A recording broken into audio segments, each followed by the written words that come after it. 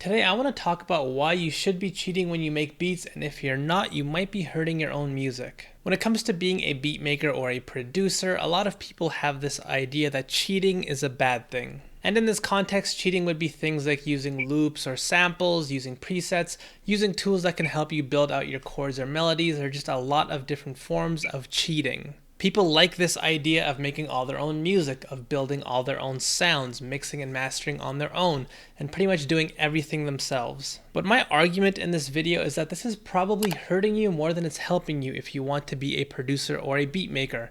Let's talk about why. First off, what a lot of people get wrong is not understanding what a beat maker or a producer actually does. Traditionally, if we take a look at the role of a producer, it was the person who helped the artist put their song together. The artist would have an idea for a song, and the producer helped them bring this idea to life and turn it into a full, complete song. They might bring in other musicians to play other instruments. They might bring in an engineer that they think would help them get that right aesthetic. They might suggest a song go in a certain direction or arrange it in a specific way. There were just a lot of things that a producer did. But let's talk about what a producer didn't do. The producer wasn't the person who went in and played the instruments themselves. That was the job of the artist. They didn't mix and master the song either. That's what the engineer was there for. They might have suggestions or ideas, but a good producer knows their role. For example, let's say this was way back and I was one of these old school producers and it came time to including a guitar solo in the song. And coincidentally, Jimi Hendrix was sitting right there on the couch in the studio. Imagine if a producer said, even though I have one of the greatest guitarists of all time right here next to me, I have this idea for a guitar solo and I'm going to be the one that plays it myself. That would be a pretty stupid decision. And if we take a look at a more modern example, we can see that this is still what a good producer does. Right next to me, you can see footage of Kanye West making the beat for Good Life. This is probably one of Kanye's biggest songs ever, and in this video, there's something really interesting going on.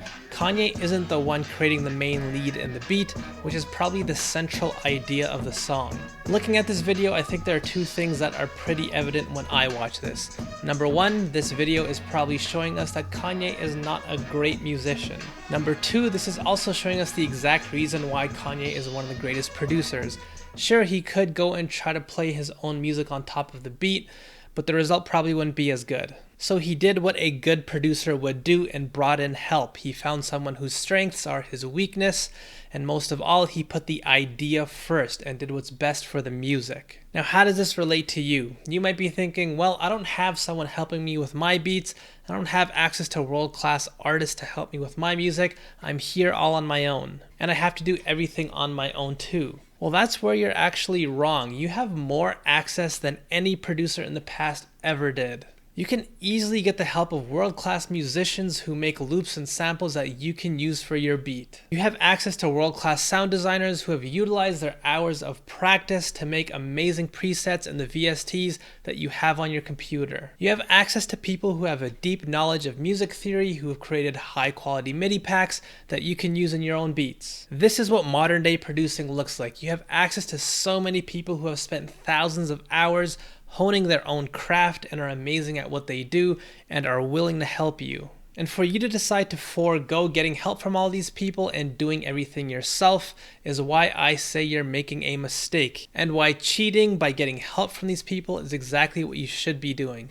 Again, let's think about where we started, about what a producer does and how to be a good producer. All these things that we've talked about, learning how to design your own sounds, how to build your own melodies and loops, how to create your own chord progressions. Are learning these skills helpful to you? Absolutely. I'm not saying that they're worthless or that they're going to be harmful if you learn them. They are obviously a great asset to have. But you need to understand what your job is and what you're trying to do. In your lifetime, you can only really become highly skilled at a few things. To become a highly skilled producer, you need to practice the skills of how to be a producer, how to put ideas together, how to select the right sounds for your song, how to arrange a beat to keep it interesting. All of the things that actually make producers valuable. And what you also need to understand is that every single time you decide to practice another skill, like how to design your own sounds, and you spend 10 hours building every single sound in your beat from scratch, or you try to practice how to mix your beat and you spend more time on the mix itself rather than the beat, that's practice time you're taking away from learning how to become a better beat maker or producer. Your time is finite, and when you decide to choose to develop one skill, you're also choosing to forego developing another. So you need to be wise about what skill you decide to practice and how much time you spend on each. A good guiding principle is the 80-20 rule. This is something that I think about all the time. Learn the 20% of knowledge that gets you 80% of the results when it comes to a lot of these secondary skills like sound design, mixing and mastering, music theory. Beyond that, what's going to happen is that you're going to hit the point of diminishing returns, where you will start to learn less and less in the same amount of time that it took you to get to that first 80%. Once you hit that point, what I would advise is that you go back to your main craft and improve what matters most, which is probably beat making or producing if you're watching this video. Now, obviously, this is with the perspective of you wanting to become a professional producer.